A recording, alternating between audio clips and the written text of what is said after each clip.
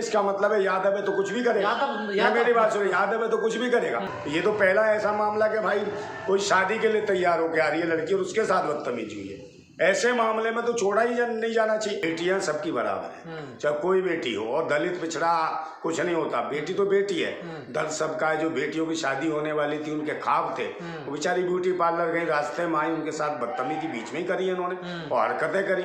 जो बारात आई, बारात के जो दूल्हा था उसके पिता को पीटा गया। तो ये क्या, ये कौन सा स्वागत है, ये कौन सा सत्कार है, ये कौन सी संस्कृति है, ये कौन सी सभ्यता है। तो ये सरकार को भी सोचना चाहिए। और हम जैसे जो लोग हैं, सामाजिक लोग हैं, बुद्धिजीवी लोग हैं, हम लोग पूरी तरीके से मांग करते हैं कि जो भी दोषी हैं आप उनको तत्काल में फांसी दीजिए, फास्ट ट्रैक कोर्ट के माध्यम से, ताकि जल्दी न्याय मिले। और जब आप सरकारें इस प्रकार का काम नहीं करती तो इनके हौसले बुलंद हो जाते हैं। यही वजह से मनीषा वाल्मीकि के साथ हुआ। भाई सरकारों ने वहाँ तत्परता नहीं दिखाई, तो इसीलिए इनके हौसले बुलंद है। और हौसले बुलंद है तो ऐसे हो रहा, बताओ जो बच्चियों की शादी होने वाली थी वो सोच रही थी कि भाई शादी है, बारात आ रही है, अपने घर जाएंगे, ब्याह के खुशियाँ होंगी हमारे जीवन में। खुशियाँ उन्हें क्या मालूम था कि मातम छा जाएगा हमारे घर में, परिवार में। और जिन लोगों को इज्जत और सम्मान से जो रिश्तेदार बनाने वाले थे, उनकी भी पिटाई और ठुकाई करेंगे ये लोग गुंडे। तो ये जातिवादी गुंडे भी हैं कुछ लोग, और जहर इनमें बोया गया है। तो कुछ लोग जो जाति ये मानसिकता लेके घूम रहे हैं, ये राष्ट्र के लिए बहुत बड़े कलंक है, संविधान के लिए कलंक है। और ऐसी बहन बेटियों को जो बहन बेटी नहीं समझ रहे, तो इसका मतलब क्या, उनके घर में भी उनकी बहन बेटियां सुरक्षित नहीं होंगी। तो क्या अभी भी गांव जातिवाद के अड्डे बने हुए हैं? बिल्कुल बने हुए। जब तक भाई धर्म के आधार पे आप देखोगे, जब धर्म को सर्वोपरि मानोगे, या हिंदुत्व की नौटंकी करोगे, या हिंदू राष्ट्रवाद समझोगे, या सनातन जो धर्म में ज्यादा लिप्त है, वो जातिवादी निश्चित रूप से गहरा जातिवादी होगा।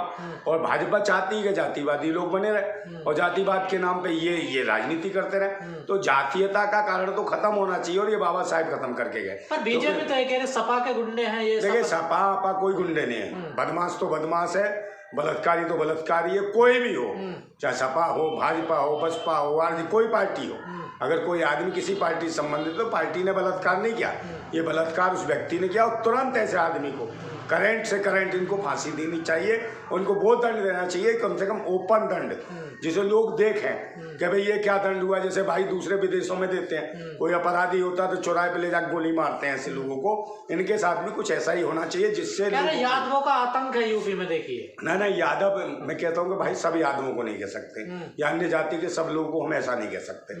किसी भी जाति में कोई भी अपराधी है और कोई ऐसा जघन्य अपराध करता है, ऐसी घटना, मैं कहता रहा हूँ, ऐसे लोगों को तुरंत गोली मार दें। ऐसी घटनाओं से समाज शर्मिंदा नहीं होता? नहीं, समाज क्या, पूरा देश शर्मिंदा भाई, पूरा समाज क्या, पूरा देश शर्मिंदा है। और देश शर्मिंदा है बेटियों के साथ। भाई ऐसे किसकी बेटी नहीं है, किसी की भी हो, कल्पना कर लीजिए किसी भी समाज की बेटी हो, और वो तैयार होकर आ रही हो ब्यूटी पार्लर से, उनमें बीच में गुंडे घेर लें और उनके साथ छेड़ाखानी करें, बदतमीजी करें, और उसके बाद तुम्हारे घर द्वार में आके भी तुम्हारे जो रिश्तेदार हैं उनको मारें, तो फिर उसके साथ क्या होगा?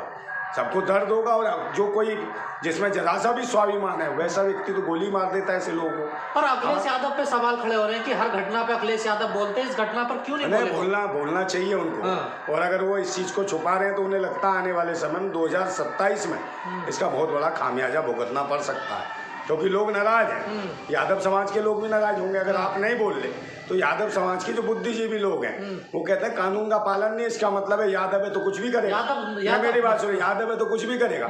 तो बहुत सारे यादव समाज में बुद्धिजीवी लोग हैं जो इसका समर्थन नहीं करेंगे, और वो गालियां दे रहे हैं, खुद लोग गालियां दे रहे हैं ऐसे यादव कि भाई ऐसे जो समाज में, जो हमारे समाज में पैदा हो गए ऐसे भ्रष्ट किस्म के लोग हो गए, जो आतंकी भेड़िए पैदा हो गए, इनका खात्मा होना निश्चित है। समाज की बदनामी है। यादव महासभा ने माफी मांगी और बड़ी शर्मिंदा हो रही कि ऐसी घटना तो सामने। मैंने कहा नहीं, जो बुद्धिजीवी लोग हैं वो शर्मिंदा होंगे, और वो चाहते हैं कि ऐसे लोगों को तुरंत फांसी पे चढ़ाया जाए। चाहे भाई अपराधी किसी समाज, कौम, धर्म, जाति का नहीं है, अपराधी अपराधी है।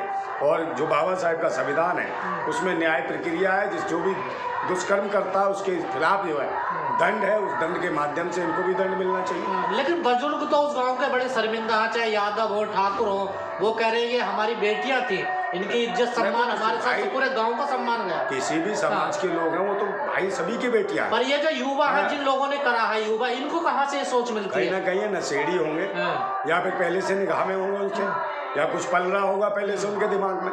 नहीं, साइड बाइट कुछ नहीं है, तो बहाना है यार। साइड क्या है, आदमी हर एक आदमी देता है पूरे गांव में कोई समझाने वाला नहीं था, उन्होंने इतना तांडव काटा, बारात को पीटा गांव को। ऐसे लोग अपने माँ बाप के क्या घर में परिवार में पता नहीं क्या क्या करते हो, ये बेशरम लोग हैं। मैंने कहा नहीं, भेड़िए मानसिकता के लोग हैं। इनका कहीं ना कहीं खात्मा होना चाहिए। सरकार को कड़े से कड़े कानून तैयार करके ऐसे लोगों के खिलाफ। ये तो पहला ऐसा मामला कि भाई कोई शादी के लिए तैयार होकर आ रही है लड़की और उसके साथ बदतमीजी हुई है। ऐसे मामले में तो छोड़ा ही नहीं जाना चाहिए। बताइए, शादी हो रही है, रिश्तेदार हो रहे हैं, आए दिन रोज होता है ना, कहीं घोड़ी पे नहीं बैठने देते, कहीं बारात नहीं चढ़ने देते। कैसे रिश्ता किया होगा, कैसे व्यवस्था बनाई होंगी उसके परिवार के लोगों ने, खाना पीना सारी चीजें तैयार की होंगी, सब पे स्वाह हो गया, सब खत्म हो गया खेल है। तो ये बताओ उनको कितना कष्ट हो। और बदनामी बेइज्जती अलग है, बेटियों का नाम बदनाम अलग किया। बेटियों क्या दोस्त था उसमें? दोस्तों उन लोगों का था जो गांव में रहने वाले, जो कमीने थे इस तरीके के, जिन्होंने इस तरीके की हरकतें करी। तो इनके खिलाफ मैं बार बार कह रहा हूँ कि भाई इन्हें पूरे पहले नंबर तो गांव के लोगों को इकट्ठा होकर इन्हें कूटना चाहिए था ढंग से, तब जाके पुलिस के हवाले करते। इनके हाथ पैर तोड़ देते और जो फड़फड़ा रहा उसको भी तोड़ देते, तब जाके कुछ होता। गांव के लोगों में मतलब हमारी सोच है कि गांव के लोग, जो समाज के जो लोग हैं, वही ऐसे लोगों को सही रास्ता दिखा सकते हो, उन्हें फिर जेल में दें या पुलिस को बुला के उनके हवाले करें। लेकिन सर ऐसी घटना कोई पहली बार थोड़ा ये तो रोज हो रही है। घोड़ी पर नहीं चढ़ने दिया जा रहा है। देखिए SC ST वालों दलितों को बारात में चढ़ाने दी जा रही है। बिल्कुल, तो ये कहाँ जा रहे हैं? कहाँ नहीं चढ़ाए। बुलंदशहर में देख लो क्या मामला हुआ। बुलंदशहर की घटना कई जगह की। तो कहीं ना कहीं जातिवादी जो गुंडे हैं या सरकार है, जो सरकार जो परोस रही है, मैंने कहा नहीं, हिंदुत्व धर्म, तो इस धर्म के माध्यम से जो जातियां पैदा कर रही हैं, वर्ण व्यवस्था जो लागू की जा रही है, फिर दिखाया जा रहा है वर्ण के आधार पे कि भाई हिंदू राष्ट्र नहीं, ब्राह्मण राष्ट्र की मांग कर रहे हैं और ब्राह्मण राष्ट्र बनाना चाहते हैं। क्योंकि जितने भी हिंदू राष्ट्र की बात करें सब वही बाबा है पाखंडी, और सारे के सारे ब्राह्मण। तो दलित इंसान नहीं होता क्या? दलित क्यों नहीं? दलित तो मालिक है भाई, देश का मूल निवासी है। ये देश का मूल निवासी है, मालिक है। तो उसके साथ अत्याचार क्यों? अत्याचार क्यों? उन्हें खुद खड़ा होना पड़ेगा। मैं कह रहा हूँ खुद कहीं ना कहीं डरे हुए हैं। और ऊपर जो बैठे हुए लोग हैं, जो पाखंडी मानसिकता के लोग, उन्होंने सिस्टम पे कब्जा कर रखा है। और जब सिस्टम पे कब्जा रखा, पुलिस उनके हाथ में, जुडिशरी उनके हाथ में, चुनाव आयोग उनके हाथ में, सारा का सारा सिस्टम, संपदा उनके हाथ में, पैसा उनके हाथ में, तो वही लोग शोषण करा रहे हैं। और ये लोग कहीं उठते भी हैं थोड़ा सा तो कहीं ना कहीं इनका दमन करते हैं। तो वही दमन का एक हिस्सा है इन बेटियों के साथ जो कराया, वो कहीं ना कहीं पीछे से भी ऐसा बैकग्राउंड रहा होगा जो इनका शोषण कराने पे लगे, ताकि ये चाहते हैं जातियां जातियों से लड़ती रहें, धर्म मजहब से लड़ता रहे। ये लड़ाई करते रहेंगे तो ये बैठे रहेंगे सत्ता में। तो उस गांव के लोगों को अब क्या करना चाहिए? क्या उस बारात को वापस बुलाकर लाना चाहिए, उनसे माफी मांगनी चाहिए और फेरे फिरवाने चाहिए इन बेटियों को? गाँव वालों को तो जो कोशिश होगी, जो भी हो सकती है, मुझे लगता है कर ही रहे होंगे वो, क्योंकि बेटियां तो ब्याह नहीं है, आज नहीं तो कल। और मुझे लगता है जो जिनका रिश्ता हुआ है, जो बारात वापस गई है, उसे भी एक बार सोचना चाहिए कि ऐसा किसी के साथ भी हो सकता। तो इसमें बेटियों का कोई दोष नहीं है, ना उसके परिवार का दोष है। रही बात, डर गए ना लोग, उनको पीटा गया, मारा गया, तो उसके उन्हें सोचना चाहिए। अगर वो वापिस आते हैं, शादी करते हैं, तो कहीं ना कहीं उनके मुंह पे कालक पूतने जैसी बात हो जाएगी। जिन्होंने जघन्य अपराध किया या जो लोग उस मानसिकता के थे, उन्हें लगे कि हम पीछे हटने वाले नहीं, हमें डराओ धमकाओ कुछ करो, हमारी बेटियों को। योगी जी का बिल्डोजर तो वैसा बहुत चलता है, इन लोगों को नहीं चलना चाहिए। इनका चलेगा नहीं, ये तो इसीलिए छोड़ रखे हैं। योगी जी ने तो छोड़ रखे हैं कि शोषण करो। इनके शासन में बताओ कौन कौन नहीं बचे? कुलदीप सिंह सेंगर कौन है, किस जाति का? पूछ लो। मनीषा वाल्मीकि के साथ जो कांड किया किस जाति का था? महिला खिलाड़ियों के साथ जो मामला हुआ किस जाति का था? तो ये बताओ, जातिवादी गुंडों का तो यहाँ बोलवाला है। आप किससे लड़ सकते हो? उनसे कोई कुछ नहीं कह सकता। हिंदुत्व इनका गरीबों के ऊपर चलता है, उन्हीं के ऊपर डंडा चलता है, तभी तो दंडा अधिकारी बन रहे हैं। तो उसी पे काम कर रहे हैं। इन्हें कोई मतलब नहीं है ना राष्ट्र से ना देश से। भाई इन्हें मतलब है कि किसी प्रकार से इनको ही धर्म मजहब के नाम पर इन्हें छोटा नीचा ऊंचा करके इन्हें दबाया जाए, कुचला जाए, उन्हें बधुआ गुलाम बना के रखो, शोषण करो। और इनकी मानसिकता वही दर्शाती है कि कल वो जो मनुस्मृति के जो पीड़ित बेटियां थी उनसे मिलने चंद्रशेखर जाते हैं तो उनके ऊपर भी हमला हो जाता है। हमला होगा ही, मेरी बात। और पुलिस को पहले ही बता दिया गया था, फिर भी पुलिस ने कोई ध्यान नहीं दिया। हमला होगा ही भाई, कुछ ना कुछ तो चल रहा है। आप मुझे बताओ, कोई भी जा रहा है, चाहे चंद्रशेखर रावण जा रहे, चाहे कोई जा रहे, भाई किसी की, हमारी भी बहन है, हम भी जाते, हमारे पे भी हमले होंगे। क्योंकि कोई भी न्याय की बात करेगा, सरकार ही उनकी है। तो कानून व्यवस्था बिल्कुल ठप है यूपी में, बिल्कुल जीरो। जंगल राज है, जंगल राज ना होता तो ये हाल हुआ होता। आप मुझे बताइए, पैसा दीजिए, पुलिस कौन सी किसी की? योगी के गुंडे तो भाग गए छोड़कर यूपी। कौन गुंडे? गुंडे ही जब शासन और सत्ता में बैठे होंगे तो फिर गुंडे का चले जाएंगे?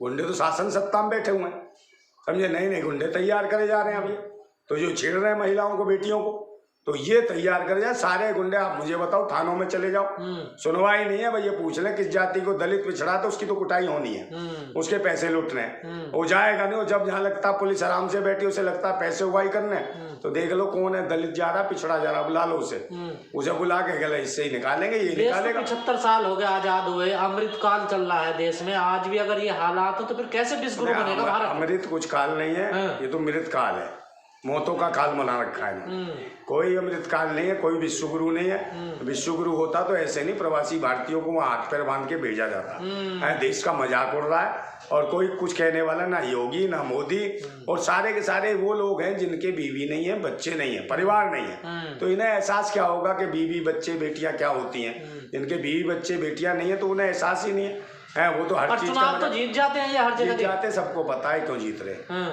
सब जीत रहे हैं कि मशीन के माध्यम से ये सब आ रहे हैं। और भारत निर्वाचन आयोग कम है, आज की डेट में भाजपा निर्वाचन आयोग बन गया है जो भारतीय जनता पार्टी के लिए काम कर रहा है।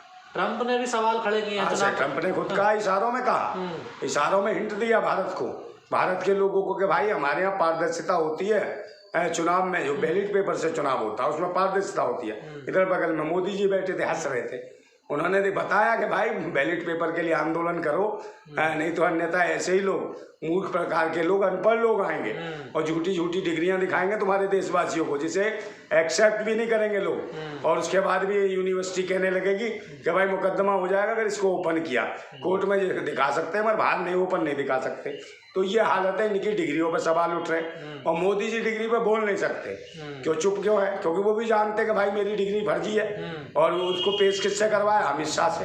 तो अमित शाह पेश कर रहे हैं, पूरी दुनिया में दिखा रहे हैं। भारतीय जनता पार्टी इसको वेबसाइट पे डाल के दिखा रही है हमारे मोदी जी इतने पढ़े लिखे हैं, मगर अनपढ़ और अशिक्षित हो जैसे काम कर रहे हैं लोग। इसी प्रकार से योगी ने करा, जैसे वो उर्दू पे सवाल उठाए है। तो ये अनपढ़ ही तो लोग हैं, अगर ये पढ़े लिखे होते तो योगी को मतलब ऐसी भाषा बोलनी चाहिए उर्दू से कट, बिल्कुल कट मुल्ला कहने का मतलब क्या है? उर्दू से मतलब क्या? उर्दू तो भारतीय भाषा भाई है, इसका जन्म ही मेरठ में हुआ, मेरठ से ही इसका जन्म हुआ इस भाषा का, और भारतीय भाषा है। तो मैं कहता रहा हूँ जो अनपढ़ अशिक्षित जो बाबा जो ढोंगी पाखंडी है, घर से निकल गए नंगे पुंगे लंगोटी बांध के चल दिए और बन गए भीख मांग मांग के तो आए हैं। तो चाहे मोदी हो चाहे योगी है, इन्होंने भीख मांगी होगी तो भिखारी बनाएंगे देश को, कोई साहूकार तो बना नहीं देंगे, राजा तो बना नहीं देंगे देशवासियों को।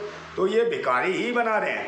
तभी तो ये कहते हैं 4 किलो चावल 4 किलो गेहूँ दे रहे हैं, कभी ये दे रहे हैं, कभी ये देंगे, कभी वो देंगे, मगर देना कुछ नहीं है। कुल मिला के बधुआ गुलाम बनाना चाहते हैं और मनुस्मृति को थोपना चाहते हैं। जब ये बार बार ऐसा होता है कि कावड़ लेके जाओगे तो फूल बरसा, कुंभ नहाने जाओगे तो फूल बरसा, और अपने अधिकारों की या शिक्षा की या स्वास्थ्य या रोजगार के लिए आंदोलन करोगे तो लठ बरसा।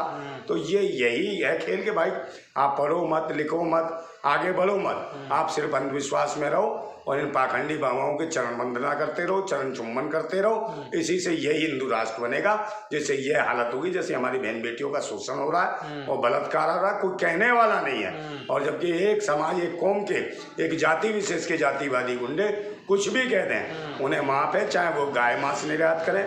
400 टन जैसे ये था पूरन जोशी, पकड़ा नहीं गया भाई, वो कहाँ था, RSS का आदमी था इसलिए छोड़ दिया। तो इनके खिलाफ कोई कार्रवाई नहीं। अगर इनमें कोई दलित और पिछड़ा होता तो मुझे लगता है उसको आतंकवादी देशद्रोही घोषित करते और शायद जिंदा मरवा देते।